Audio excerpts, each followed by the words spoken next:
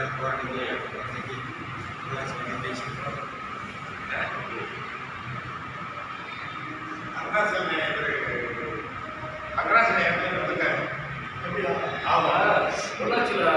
இந்த இடம் வந்து அள்ளிநகரம் கிராமத்தின் மூலமாக நம்ம சமுதாயத்துக்காக ஒதுக்கப்பட்ட பொது இடம். இந்த இடத்துல வந்து 2000 நம்ம இந்த கட்டடத்தை திரும்பி எடுத்து கட்டி கோவிலை முன்பக்கத்தில் கொண்டு போய் அமைச்சிருக்கிறோம். இந்த உறவுமுறை சுமாராக வந்து ஒரு 150 வருட பாரம்பரியம் உடையது.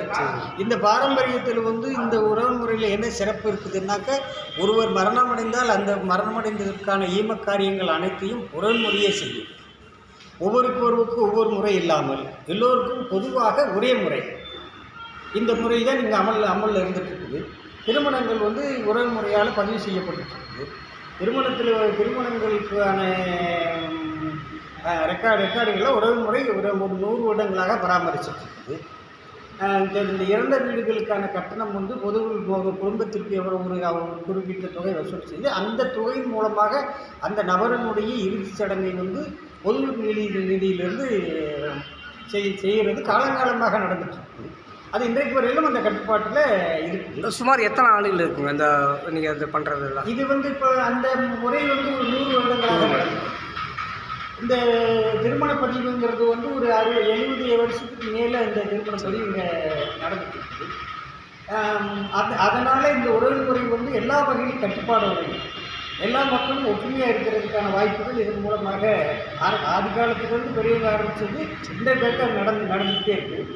நம்ம உறவு முறைக்குள்ள அல்லது நம்ம குடும்பங்களில் ஏற்படக்கூடிய பிரச்சனைகளை இந்த உறவு முறையை முன்னின்று நடத்தி அவங்களுக்கு சமாதானமான முடிவுகளை ஏற்படுத்துறதுல உறவு முறை எப்போவுமே கண்ணுங்கருத்தமாக இருக்குது. நம்ம உறவு முறை மக்கள் வந்து கல்வியிலையும் தொழிலையும் வளர்ச்சி அடைவதற்கு தன்னாலான இயன்ற உதவிகளை இந்த உறவு முறை நம்ம மக்களுக்கு செஞ்சிட்ருக்கு.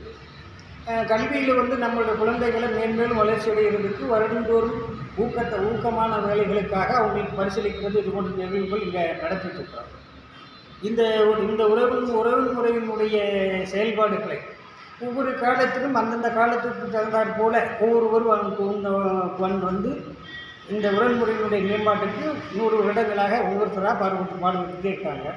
மொத்தம் வந்து ஆரம்ப காலத்திலிருந்து இந்த உறவு முறைக்கு வந்து முதல் பொறுப்பாக நாட்டாமை என்பவரை நியமிச்சிருக்காங்க. அந்த நடைமுறை இன்றைக்கு வரையும் தொடருது. மற்ற நிர்வாக காரியங்களுக்கு வந்து தலைவர், செயலாளர், பொருளாளர், நிர்வாக குழு உறுப்பினர்கள் அது போன்ற ஒரு குழு அமைச்சு மற்ற வேலைகளை இங்கே கவனிச்சிட்ருக்கிறாங்க.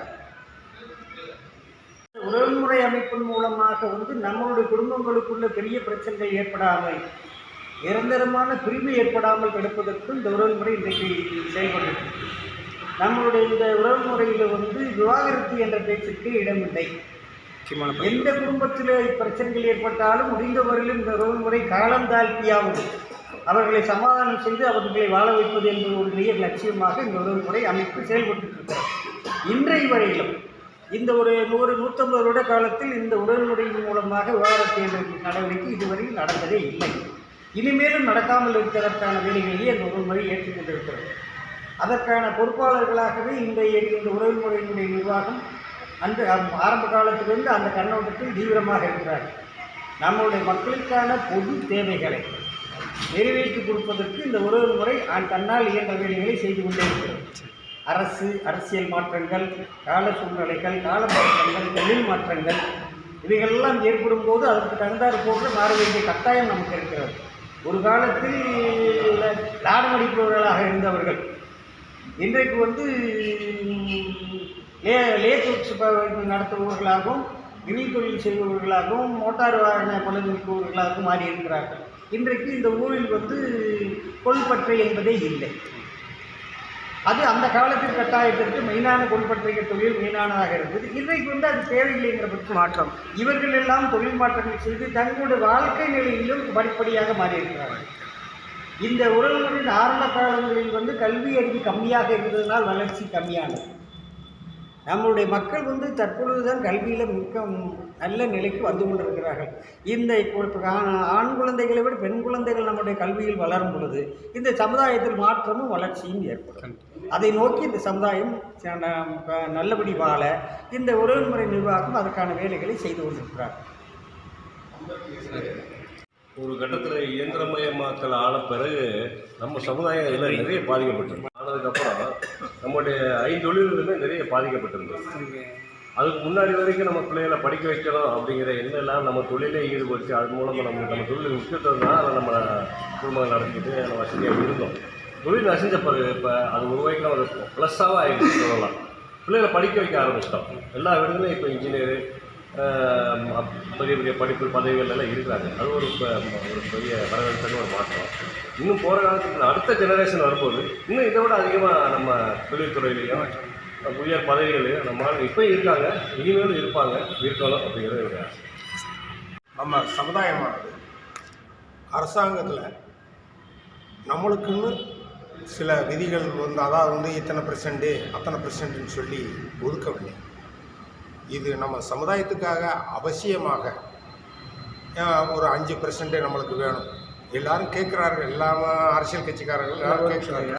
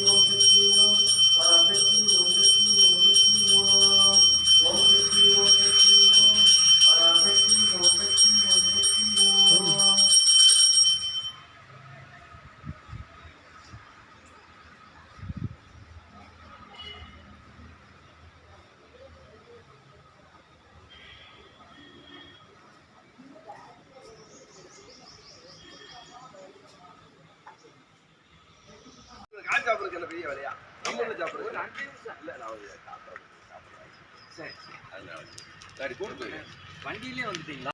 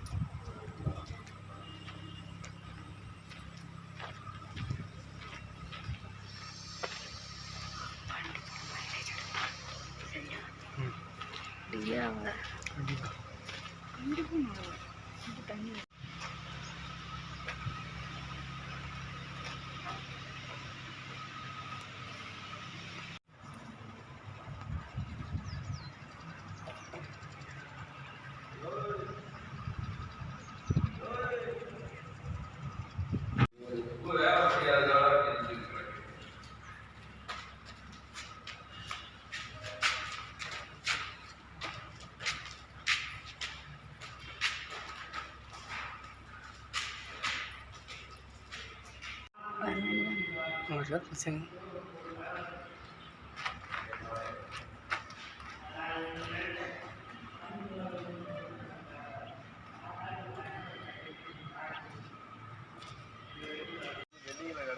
சரி சரி